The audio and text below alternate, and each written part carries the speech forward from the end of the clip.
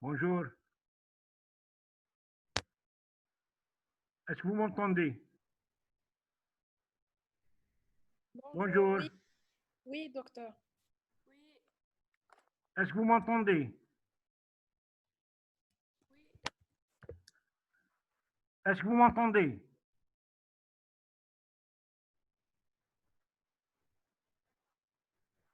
Est-ce que vous m'entendez?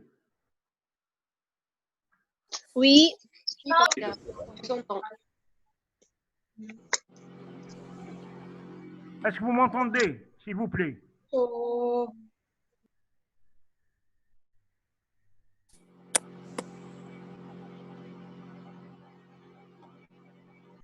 Est-ce que vous m'entendez, s'il vous plaît?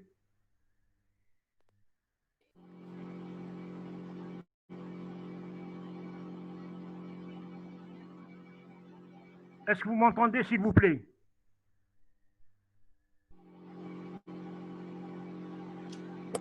Oui, docteur. oui, docteur, on vous entend. Est-ce que vous m'entendez, s'il vous plaît?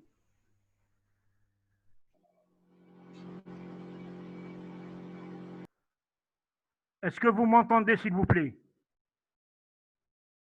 Oui, docteur. Oui. Alors, notre cours d'aujourd'hui est intitulé donc l'infanticide.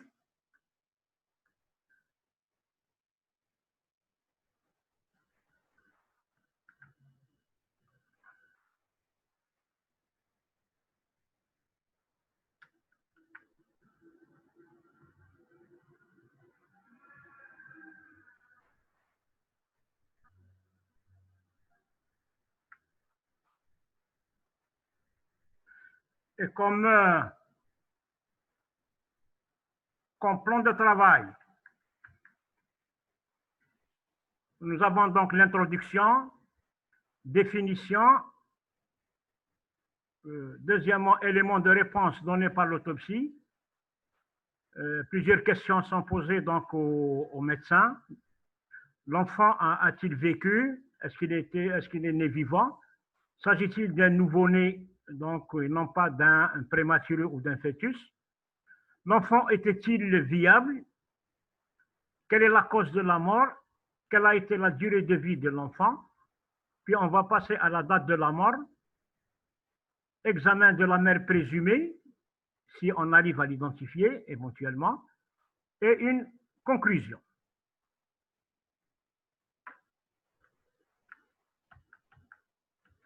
Donc, pour les objectifs du cours, consiste à ce que donc, le médecin généraliste doit connaître quelle est la définition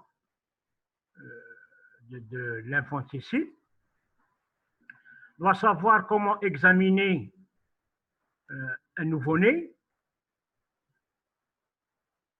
et donc il doit savoir comment examiner ou prendre en charge la mère présumée de l'infanticide.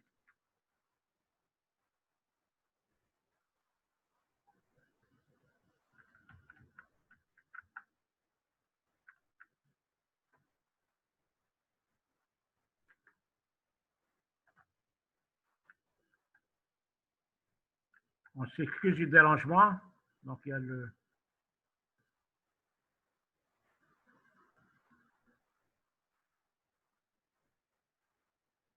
Une introduction aux définitions. Donc, la définition est donnée par le Code pénal algérien. Donc, c'est une définition purement juridique et non pas médicale. Elle est définie comme c'est le meurtre ou l'assassinat d'un enfant nouveau-né. On a dit dans le cours précédent sur les blessures que le meurtre, c'est tuer quelqu'un volontairement. L'assassinat, il y a la notion de préméditation, ça veut dire préparation, le passage à l'acte pour tuer quelqu'un. Donc, d'un enfant nouveau-né. L'expertise en matière d'infanticide comporte l'autopsie d'un nouveau-né découvert mort et éventuellement l'examen de la mère présumée. En fait, quand on découvre un nouveau-né dans un endroit isolé, il va y avoir donc l'ouverture d'une enquête judiciaire, donc l'officier de police judiciaire va intervenir, donc il rédige, il y aura une levée de corps, il rédige un rapport de première information qui le transmet avec le certificat médical de décès au procureur de la République, et c'est au procureur de la République de demander une autopsie. Donc, cette autopsie judiciaire, elle sera pratiquée par donc, le médecin légiste. Et c'est au moment de l'autopsie judiciaire que le médecin légiste va répondre aux différentes questions posées dans la mission. L'expertise consiste aussi que si on arrive à identifier la mère présumée, cette mère présumée va bénéficier d'une prise en charge donc médico-légale, médicale et médico-légale. Parmi donc, les questions qui sont posées dans la mission pour le médecin légiste, c'est que est-ce que l'enfant est né vivant? S'agit-il d'un nouveau-né et non pas d'un prématuré ou d'un fœtus? Quel est l'acte de nature à donner la mort? Quel est donc le moyen utilisé, la cause de la mort? Et puis, est-ce que la mort a été donnée volontairement ou pas? Parce qu'on verra par la suite que même parfois, si on trouve des lésions de violence sur donc, le nouveau-né, ça peut être un accident. Donc, ce sont une violence involontaire et non pas volontaire. Donc, la mission, elle est difficile à réaliser si le nouveau-né est putréfié. On vous a dit que dans la mort, parmi les phénomènes cadavériques, il y a la putréfaction, et la putréfaction peut faire disparaître beaucoup d'éléments chez une personne décédée. Elle peut faire disparaître les lésions de violence, elle peut rendre difficile donc l'identification du corps, et elle peut faire disparaître donc la cause de l'âme. En grand 2, quels sont les éléments de réponse donnés par l'autopsie? Ça veut dire qu'on a fait une levée de corps, il y a une enquête judiciaire et le procureur a demandé une autopsie. Donc cette autopsie, elle ne peut être faite qu'au milieu hospitalier, c'est une autopsie judiciaire. Au milieu hospitalier, par un médecin légiste, elle doit être complète. Ça veut dire que l'examen du corps, toutes les parties du corps doivent être examinées. Donc, parmi la première question posée au médecin légiste, l'enfant a-t-il vécu? Est-ce qu'il est né vivant? Donc, c'est un problème de respiration. Cette question s'identifie à une autre. A-t-il respiré à l'air libre quand il est né? Est-ce qu'il est né vivant et non pas un mort-né? Donc, la respiration peut être diagnostiquée par l'examen des poumons. Ce sont les dosymasies pulmonaires. Qu'est-ce que ça veut dire? Ça veut dire qu'on va faire une autopsie. Alors, l'autopsie judiciaire, elle commence systématiquement par un examen externe de corps. Cet examen externe de corps, les étapes de l'examen externe du corps consistent à rechercher les éléments d'identification si le corps n'est pas identifié, de rechercher, d'étudier les phénomènes cadavériques, les différents phénomènes cadavériques qui vous permettent d'estimer approximativement le moment de la mort, de rechercher si le corps présente des lésions de violence ou pas. Donc, ce sont les étapes de l'examen externe du cadavre. Puis, on passe à l'ouverture du corps. Donc, l'autopsie, l'acte chirurgical proprement dit. Donc, on fait une incision médiane sous-manteau-pubienne, puis on récline les plans cutanés au niveau de la région thoracique et les plans cutanéo-musculaires, plutôt les plans cutanés au niveau de la région cervicale, le plan cutanéo-musculaire au niveau de la région thoracique, parce que c'est le plan dur, les côtes, et puis l'abdomen. Une fois qu'on a récliné, on enlève le plastron sternocostal. Dommage, c'est les stages, on vous montrera ça peut-être dans les stages. On va enlever le plastron sternocostal et on va voir in situ les organes de la cage thoracique. Les cages thoraciques, vous avez donc le péricarde, à l'intérieur le cœur, et de part et d'autre, les poumons. Chez le nouveau-né, on va voir les poumons en place. Donc, ça s'appelle les dosymasies macroscopiques. Donc, c'est l'examen des poumons macroscopiquement in situ. Alors, les poumons qui n'ont pas respiré sont confinés dans les gouttières vertébrales. Ce sont des poumons qui sont collabés. Si les poumons sont collabés, ça veut dire que le nouveau-né n'a pas respiré. Par contre, si les poumons occupent toute la gouttière thoracique, et empiète, il couvre le cœur, on va dire qu'il s'agit de poumons ayant respiré. Donc, on va dire que les dosimasie macroscopiques pulmonaires sont positives. Il y a des causes d'erreur. La prématurité, elle nous donne des faux négatifs. Ça ne veut pas dire que le nouveau-né n'a pas respiré. La putréfaction, elle nous donne des faux positifs. Ça ne veut pas dire que c'est automatiquement que le nouveau-né a respiré. Donc, les dosimasies pulmonaires, donc les causes d'erreur, c'est la prématurité et la putréfaction en cas de positivité.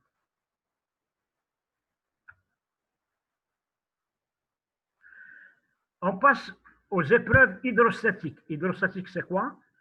C'est l'étude des poumons dans l'eau. Ces épreuves hydrostatiques destinées à apprécier donc la densité du tissu pulmonaire par rapport à l'eau. Donc, il y a plusieurs étapes. Premier temps, deuxième temps, troisième temps, quatrième temps. Le premier temps, c'est on va agir au niveau, dans un premier temps, donc au niveau de la région cervicale. On va enlever en bloc la langue, le pharynx, le larynx, la trachée et les poumons. Donc, c'est un ensemble d'organes, c'est une masse d'organes. On les plonge dans l'eau. Si cette masse d'organes flotte, nage, on va dire qu'il y a respiration. Si cette masse d'organes ne flotte pas, on va dire que le nouveau-né n'a pas respiré. Donc, c'est un temps qui n'est pas fiable à 100% parce qu'on étudie plusieurs organes en même temps. Le deuxième temps, donc toujours nous avons une bassine d'eau, on va prendre un poumon par poumon. Poumon droit, on le plonge dans l'eau, on le met dans l'eau. S'il flotte, il y a respiration. S'il ne flotte pas, il n'y a pas de respiration. Même chose pour le poumon gauche.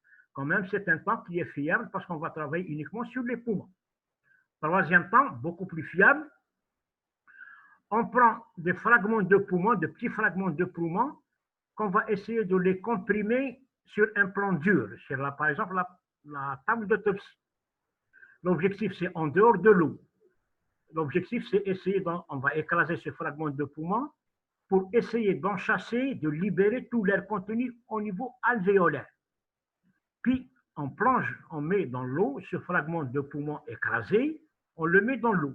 S'il flotte, ça veut dire qu'il y a respiration. Ça veut dire malgré la pression que nous avons exercée sur ce petit fragment de poumon, nous n'avons pas pu arriver à extraire tout l'air contenu au niveau alvéolaire. Donc, quand même, c'est important comme temps d'exploration.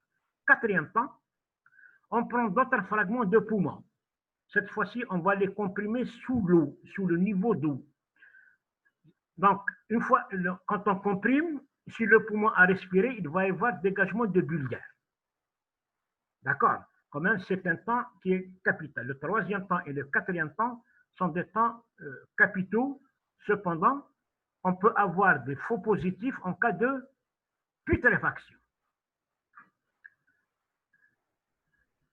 Donc, on a vu l'examen macroscopique, les dosimasies macroscopiques. Deuxième temps, nous avons vu donc, les épreuves hydrostatiques. Troisième temps, nous allons passer, on va faire un prélèvement de poumon et on va l'envoyer à l'anapathe.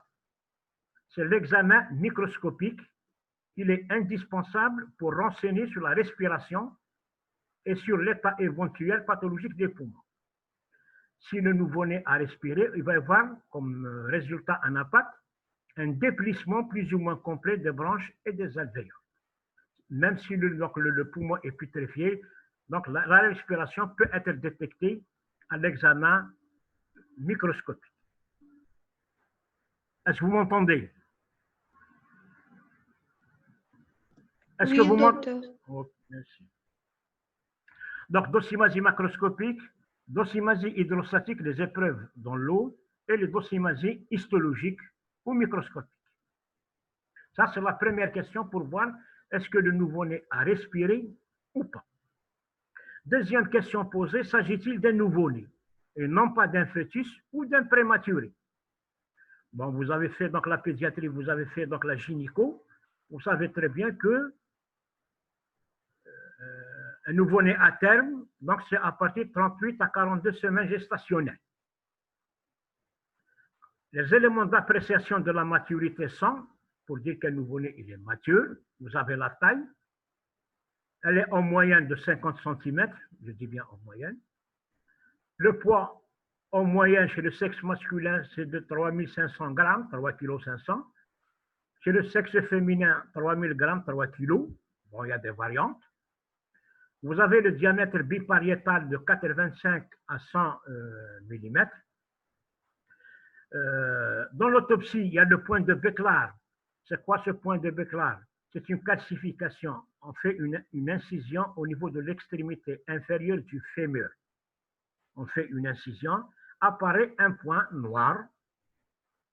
Il apparaît généralement dans les dernières semaines. C'est un signe de maturité fiable. Quand on le trouve à l'incision, on va dire qu'il s'agit d'un nouveau-né à terme. Il y a d'autres paramètres. Vous avez les alvéoles dentaires et les signes accessoires, le lanugo, plusieurs donc, paramètres. Mais à l'autopsie, c'est beaucoup plus. Nous avons la taille, nous avons le poids et nous avons donc le point de Becklar que nous réalisons en faisant une incision, une intervention au niveau du genou. Troisième question, l'enfant était-il viable? Ça veut dire qu'il est né vivant, mais est-ce qu'il peut encore survivre ou pas? Enfin, la survie n'est pas importante dans la définition de l'infanticide. Dans l'infanticide, l'essentiel, c'est que le nouveau-né, il est né vivant, il a respiré. Donc la viabilité est importante à connaître car en droit civil peut se poser le problème de la succession. Si on pose la question, quelle est la durée de vie, de survie? Là, ça peut intéresser sur le plan civil, la famille donc, du nouveau-né. Mais la qualification de l'infanticide peut être retenue même si l'enfant était reconnu non viable. C'est-à-dire l'essentiel, même s'il s'agit d'une minute, 2 minutes, il est né vivant, il est décédé, il s'agit donc décédé de mort volontaire, par action directe, on va dire qu'il s'agit d'un infanticide. La viabilité légale est de 180 jours de vie intra-utérine. Donc, 180 jours, ça revient à peu près au 6e mois. L'âge du fœtus, comment on calcule l'âge du fœtus? Il peut être apprécié par la formule de Balthazar-Derville. Donc, c'est un fœtus en entier. Sur la table d'autopsie, on prend un mètre ruban et on calcule donc la taille de l'occiput jusqu'à la plante du pied. Et nous avons cette formule de Balthazar. L'âge en jours égale la taille en centimètres par 5,6. Donc, quand je calcule l'âge en jours, je divise par 30 et j'ai donc l'âge en mois. Et là, je peux dire qu'il s'agit d'un fœtus, d'un prématuré ou d'un nouveau-né en entier. Il y a d'autres formules applicables si nous n'avons pas donc, le fœtus en entier, si on intervient uniquement sur des os longs. À partir donc d'un os long, de la taille d'un os long, on peut calculer l'âge de l'individu.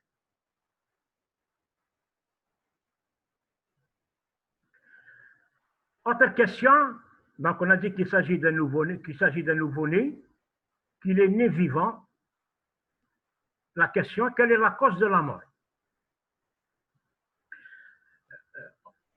La mise en évidence de la cause de la mort, elle est capitale pour le diagnostic d'infanticide.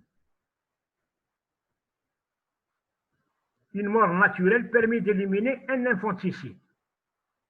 D'accord? On a dit, il faut toujours revenir à la définition de l'infanticide. C'est le meurtre, il y a toujours une action volontaire mécanique. D'accord? Qui intervient.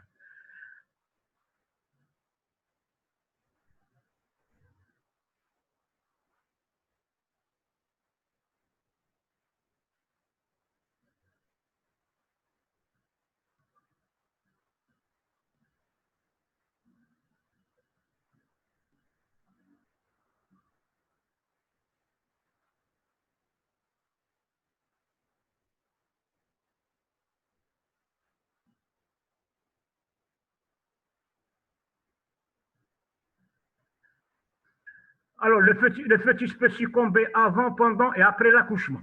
Avant la naissance, ça veut dire avant la naissance, on ne peut pas parler donc d'infanticide. C'est la mort in utero. Donc, par exemple, les signes de macération. Pendant le travail, Il peut décéder par souffrance fœtale, par inhalation de liquide amniotique.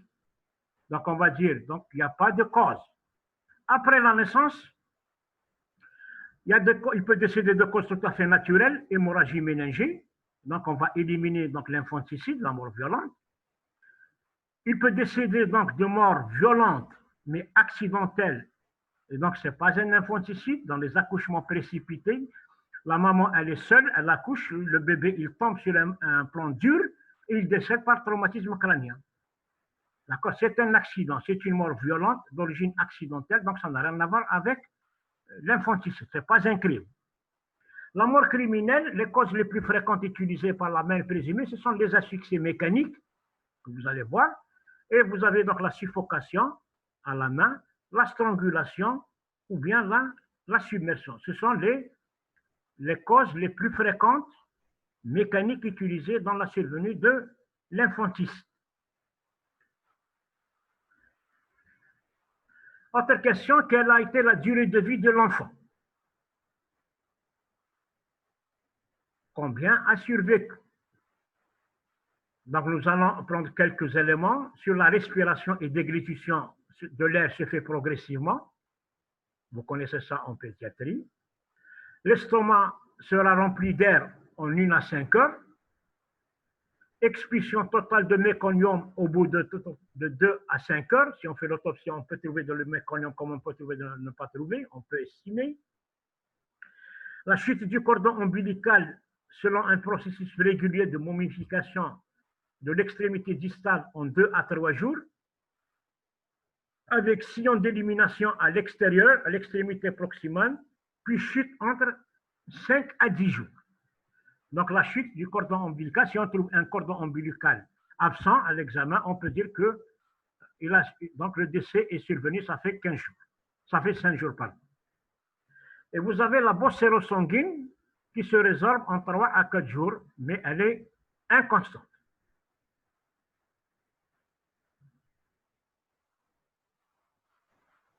Toujours dans la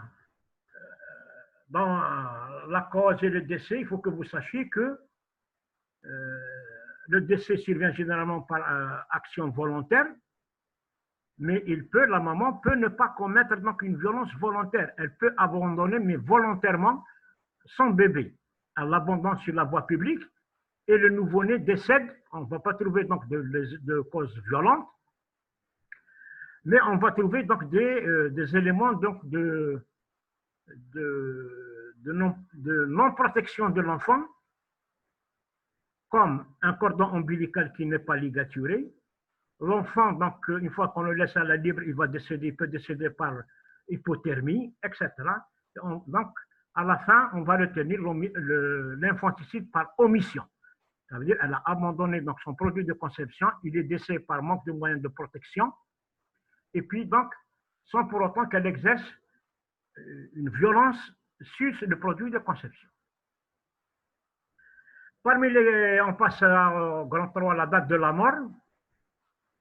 Donc, on a dit qu'il s'agit d'un nouveau-né, qu'il s'agit d'un nouveau-né qui a respiré, qu'il est âgé de, que la cause de la mort est. Maintenant, on va estimer donc la date de la mort. L'estimation de la date de la mort,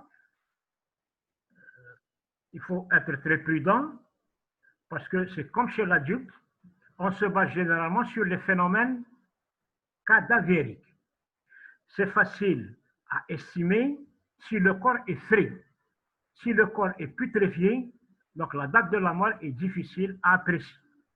Donc, il faut que vous sachiez que les phénomènes cadavériques sont plus rapides chez l'enfant que chez l'adulte, en raison d'un moindre poids. Ça veut dire qu'il se putréfie le plus rapidement possible. Donc, on a terminé sur la mère présumée. Nous avons reçu donc on a terminé sur le nouveau-né. Nous avons reçu donc la mère présumée, elle est accusée jusqu'à preuve du contraire. Et donc, il nous demande de l'expertiser. Bien sûr, on fait un interrogatoire et on fait un examen gynécologique.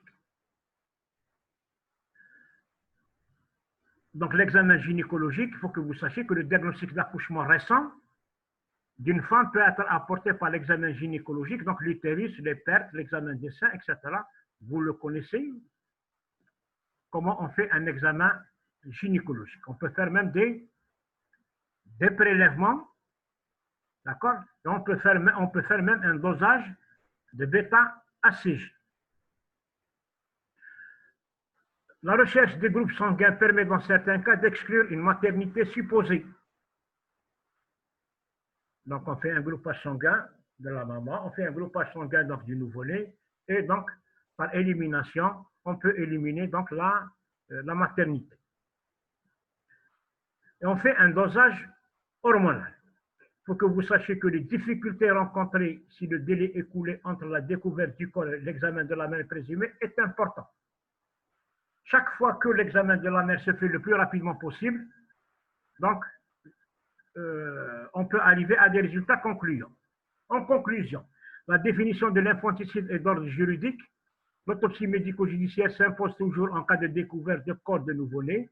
Le diagnostic est difficile si le corps est putréfié.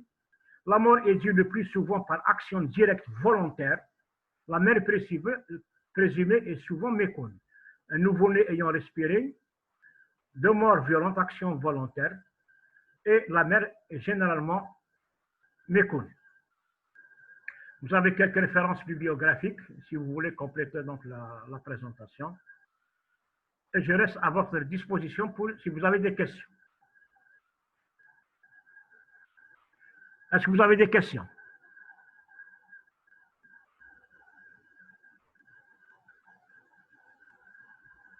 Est-ce que vous avez des questions, s'il vous plaît? Non. Question? Bon, de toute façon, il faut que... Oui? Docteur, Oui? vous avez dit que les phénomènes cadavériques sont plus rapides que l'enfant que l'adulte. Je ne venais que chez l'adulte. Du fait du moindre poids. Hein. Parce que le nouveau-né... D'accord, merci. Voilà. Et le plus important, c'est de voir, c'est d'assister à une autopsie, de voir un nouveau-né, de voir là. On va essayer peut-être de récupérer ça, on va voir comment. Merci. D'autres questions, s'il vous plaît?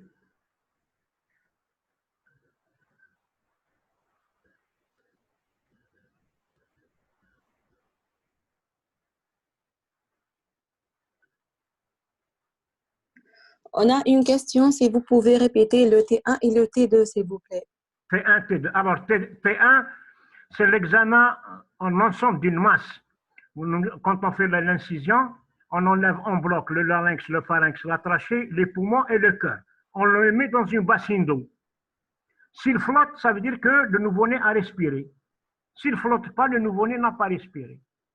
Le T2, donc je procède à l'examen uniquement des poumons, poumon par poumon. Je mets le poumon droit dans la bassine d'eau. S'il flotte, il y a respiration. S'il ne flotte pas, il n'y a pas de respiration. Même chose pour le poumon gauche. D'accord?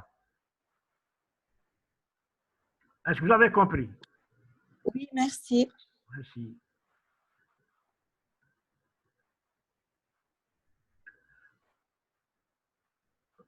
D'autres questions?